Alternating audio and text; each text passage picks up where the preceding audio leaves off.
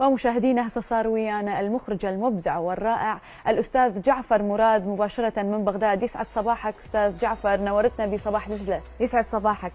أهلا بكم، وأنا سعيد جدا بوجودي في هذه القناة الجميلة، وأحب أنقل سعادتي الكبيرة وأنا في بغداد، في مدينتي، في بين ناسي وبين أهلي وبين جمهور وبين ناس أحبهم جدا. فأني سعيد جدا، وكانت عندي أمسيتين ناجحة والحمد لله. يعني دا أعيش أيام جميلة، دا أعيش ساعات يعني ما أقدر أوصف السعادة اللي أنا بيها. إن شاء الله كل أيامك وكل الفترات اللي تعيشها تكون سعيدة، لأنه إحنا جدا فخورين بك. وبصراحة حارين من وين نبدأ، لأنه ما شاء الله مشوارك حافل بالنجاحات والجوائز، ولكن بعد كل هاي النجاحات اللي حققتها الأستاذ جعفر وين يريد يوصل؟ بعد شنو باقي يريد يحققه ولازم يسويها؟ أكيد يعني عندي طموح كبير أنه أنقل أفكاري، أنقل نوع الافلام اللي انا اخرجها واللي انا اكتبها الى الجمهور. يعني واحب اكثر جمهور عراقي اللي يعرف الانجازات اللي انا قدمتها واللي جايه ايضا، لانه عندي افكار جديده، عندي اعمال جديده احب اترجمها على شاشه كبيره واجيبها الى بغداد واعرضها هنايا. فالطموح ما له سقف، يعني مفتوح.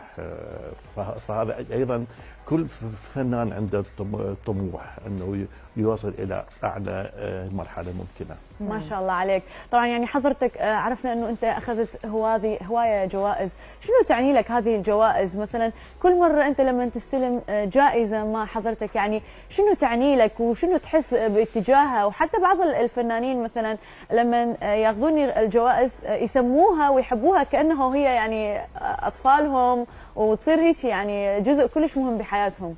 هذا دليل على انه انت ماشيه بالطريق الصحيح طبعا، وهذا دليل على انه انت تمثلين بلدك، تمثلين العراق في المهرجانات وبامكانيات انتاجيه مو كبيره، تتنافسين ويا عمالقه، ويا شركات كبيره جدا.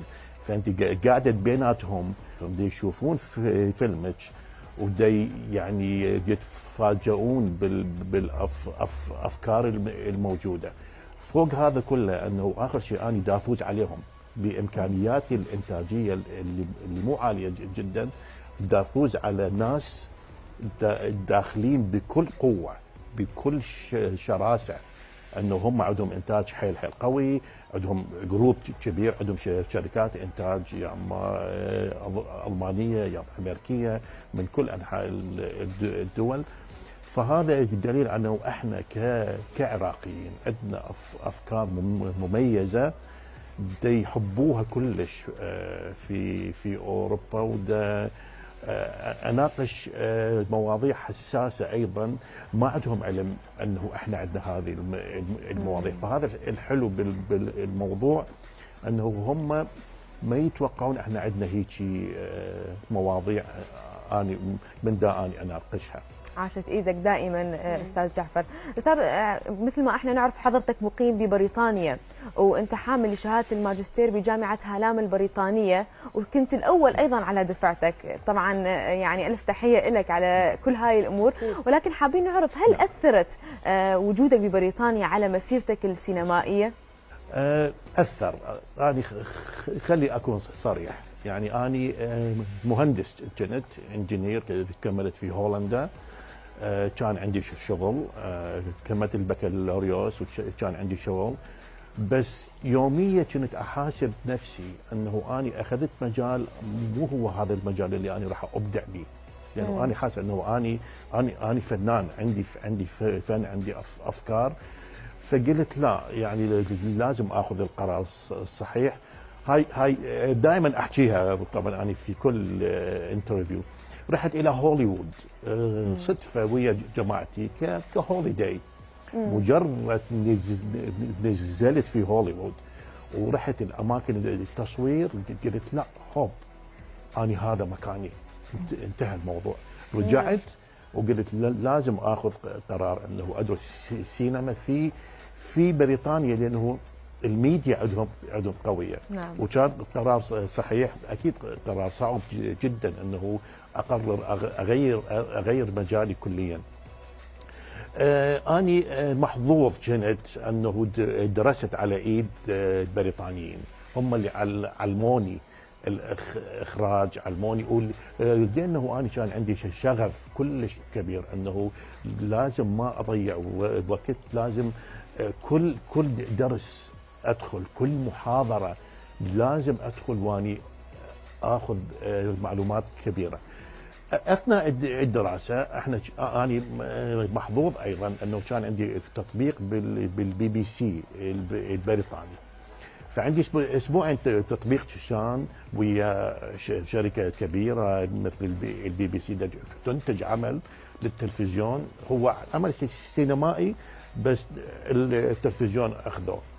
فاني كنت دائما ويا المخرج، يعني دائما وياه، هو المفروض ما اكون وياه، يعني اكون شويه برا. فاني كنت يعني طماع، اريد بكل دقيقه موجوده لازم اخذ المعلومات، لازم اشوف الموضوع شلون يبدي وشلون المعامله بين المخرج وبين الممثلين وبين الكادر الباقي. فاني طلبت انه اسبوعين اخرى ابقى، هو ممنوع طبعا ما يصير لانه كل طالب عنده اسبوعين، بس شافوني اني دا الح على هذا الموضوع وعندي شغف مو طبيعي. نعم. فاجى القبول انه اني ابقى اسبوعين اخرى، والمخرج كان يعني قابل على هالشيء لانه شافني انه اني حاب هذا الموضوع جدا.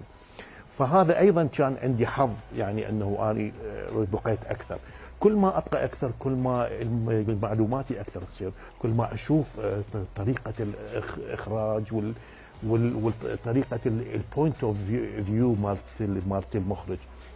فهذا اللي اني اريد اقوله، انه اني محظوظ كنت انه درست في بريطانيا.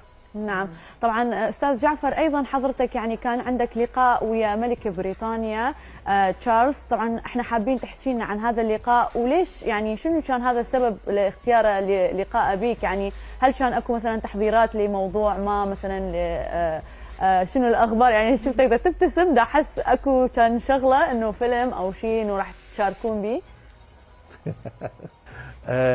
أنا طلعت أول على الدفعة، يعني نعم. هم إنجليزي اللي وياي، فإجا يعني قرار أنه كل أول من الجامعات الميديا البريطانية راح يكون عنده مثلا لقاء ويا الأمير، هو كان قبل ما يكون الملك. أنا ما كنت متوقع راح يكون موجود هو لأنه هو كلش بيزي وما عنده وقت وش اسمه. اشو والله اجى للامسيه هذه، واجى ولقى كلمه، كمل. بعدين صرنا مجاميع يعني جروبات، مشى من اول جروب، ثاني جروب شافني هو اجى قبل على الجروب اللي انا بيه، قال لي انت عراقي مو؟ قلت له ايه. قال لي انا قريت اسمك موجود. طبعا القاعه سكوت، ما حد حكى، بس انا وياه نحكي كنا. قال لي انا سعيد وفخور اكو كاول عراقي دا اقابله، كاول مخرج عراقي دا اقابله وطالع اول على الدفعه. قال لي انا فخور بيك جدا، احكي لي على الدراما عندكم. فأنا حكيت له على الدراما، عندنا أفكار حلوة، عندنا ميديا قوية، عندنا فنانين يعني جميلين جدا، بس للأسف البلد مر في أزمات، في حروب. نعم. أخرت هذه الخطوات. وانت فخر لكل العراقيين، احنا كنا سعيدين جدا بوجودك ويانا اليوم ومفخورين بك أيضا، وإن شاء الله يا رب يكون عندنا لقاء ثاني أيضا تنورنا داخل الاستوديو. شكرا لك. شكرا لك.